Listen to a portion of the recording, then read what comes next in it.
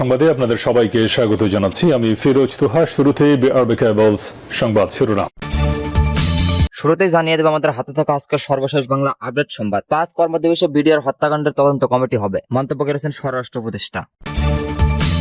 এরপরে জানিয়ে দেব তত্ত্বাবধায়ক বাতিলের পঞ্চদশ সংশোধনী অবৈধ, মন্তব্য করেছে আদালত।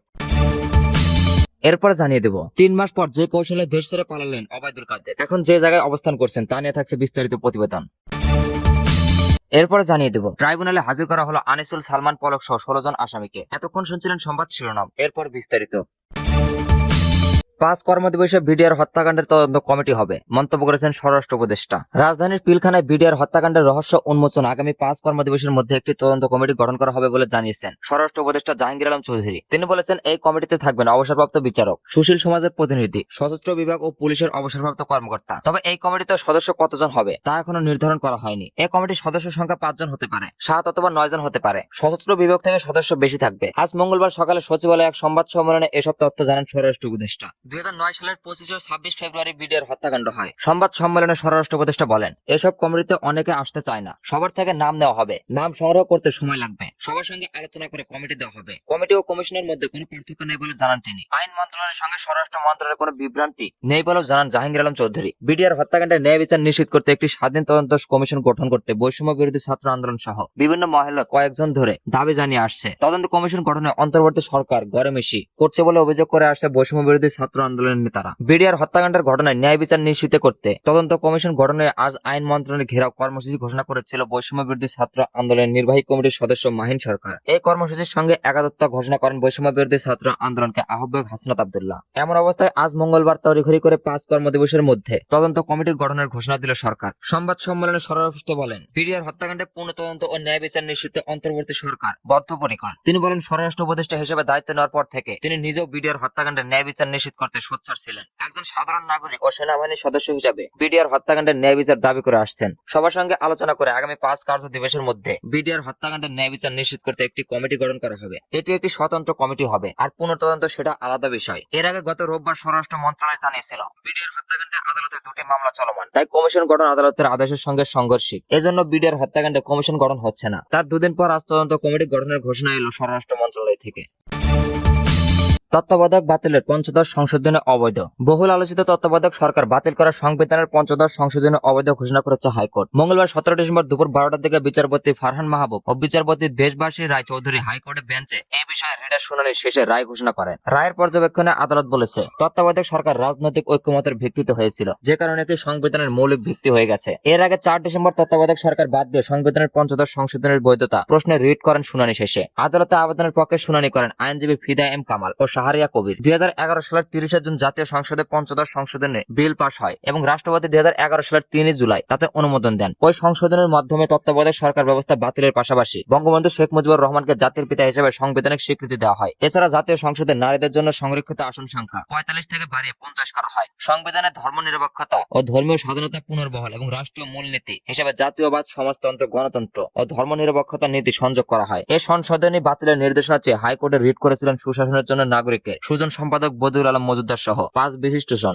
গত 19 আগস্ট হাইকোর্টে রুল জারি করেন। সংবিধানের পঞ্চদশ সংশোধনী আইন কেন সংবিধানের স্বার্থে সংঘর্ষে ঘোষণা করা হবে না জানতে চাওয়া হয় রুলে। পরে এই রুল সমর্থন করে সহায়তা করি ইন্টার নেভার হিসেবে যুক্ত হন জামায়াত ইসলামের সেক্রেটারি জেনারেল মিয়া গোলাম পরোয়ার, বিএনপির মহাসচিব মির্জা ফখরুল ইসলাম আলমগীর ও গণফোরাম প্রমুখ। এছাড়া মোহাম্মদ মোফাজ্জল হোসেন নামে এক মুক্তিযোদ্ধাও রিট করেন।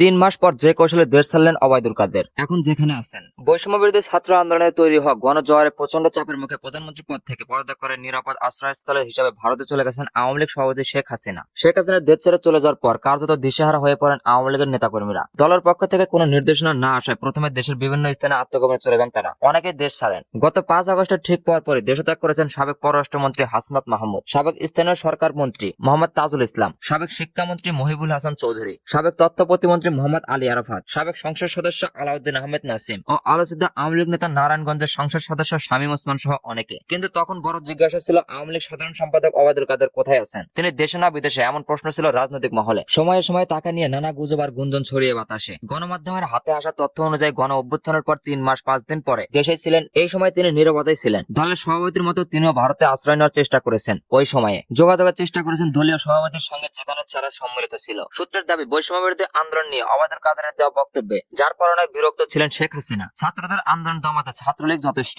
ওবায়দুল কাদেরের এমন বক্তব্যই আন্দোলনের আগুন ঘি ঢেলে দিয়েছিল বলে দলটির নেতারা মনে করেছেন। ওবায়দুল কাদের গত 8 নভেম্বর মেঘালয়ের রাজধানী শিলং হয়ে কলকাতায় পৌঁছান। তিনি এক বিশেষ স্থানে আইনি দিন কাটাচ্ছিলেন। তবে কিভাবে দেশ ছাড়বেন তার ধান্দা করছিলেন। সবুজ সংকেত আসার পর সড়ক পথে তিনি বিশেষ ব্যবস্থায় পৌঁছান। সেখান থেকে যান কলকাতা। দিল্লি নয়, কলকাতাতে তিনি অবস্থান করবেন এমনটাই জানা গেছে। ভারত সরকারের কাছে তার জন্য কেউ লবি করেছেন। এক্ষেত্রে শেখ হাসিনা কোনো আগ্রহ দেখাননি। এর আগে গত 9 নভেম্বর চট্টগ্রাম নগরের হালি শহরের আগ্রাবাদ এক্সেসে রোডের এআর টাওয়ারের একটি বাড়িতে আওয়ামী লীগের সাধারণ সম্পাদক ও সাবেক সেতুমন্ত্রী ওবায়দুল কাদের অবস্থান করেন। এমন সন্দেহে অভিযান চালায় পুলিশ। পরে তাকে না পেয়ে তার স্ত্রী বড় ভাই নুরুল হুদা বাবুকে থানায় নিয়ে জিজ্ঞাসাবাদ করে পুলিশ। ওই সময় নুরুল হুদাকে থানায় নিয়ে যাওয়া হলেও 10 নভেম্বর সকালে তাকে ছেড়ে দেওয়া হয় না। বিষয়টি নিশ্চিত করেছেন কোতোয়ালি থানার ওসি ফজলুল কাদের। শেখ হাসিনার পতনের পর লাভাবাত্তা হয়ে যান ওবায়দুল কাদের। তাকে গ্রেপ্তার আইন শৃঙ্খলা রক্ষাকারী বাহিনী দেশের বিভিন্ন স্থানে অভিযান চালালেও পায়নি।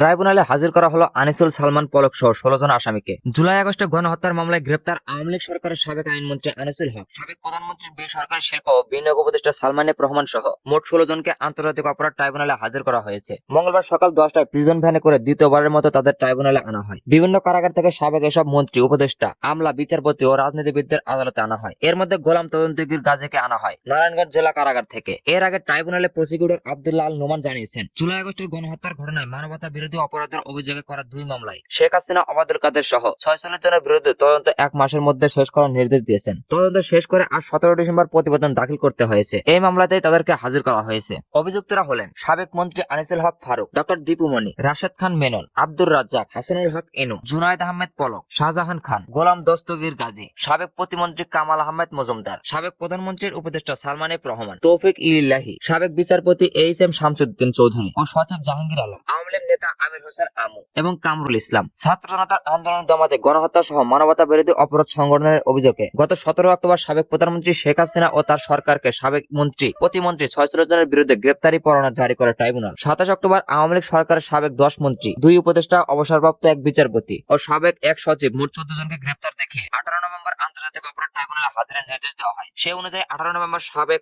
9 মন্ত্রী সহ 13 আসামিকে আন্তর্জাতিক অপরাধ ট্রাইব্যুনালে হাজির করা হয়। বৈষম্যবিরোধী ছাত্র আন্দোলনে ছাত্র জনতার উপর গুলি, হত্যার নির্দেশনা ও পরিকল্পনাকারী হিসেবে সাবেক প্রধানমন্ত্রী শেখ হাসিনা সহ অভিযুক্তদের বিরুদ্ধে আন্তর্জাতিক অপরাধ ট্রাইব্যুনালে বিচার চলছে। ছাত্র জনতার আন্দোলনে ঠেকাতে আওয়ামী লীগ সরকার নির্বাচনে হত্যা চালায়। ছাত্র জনতার আন্দোলনের মধ্যে 5 আগস্ট শেখ হাসিনা সরকারের 15 বছর শাসনের অবসান হয়।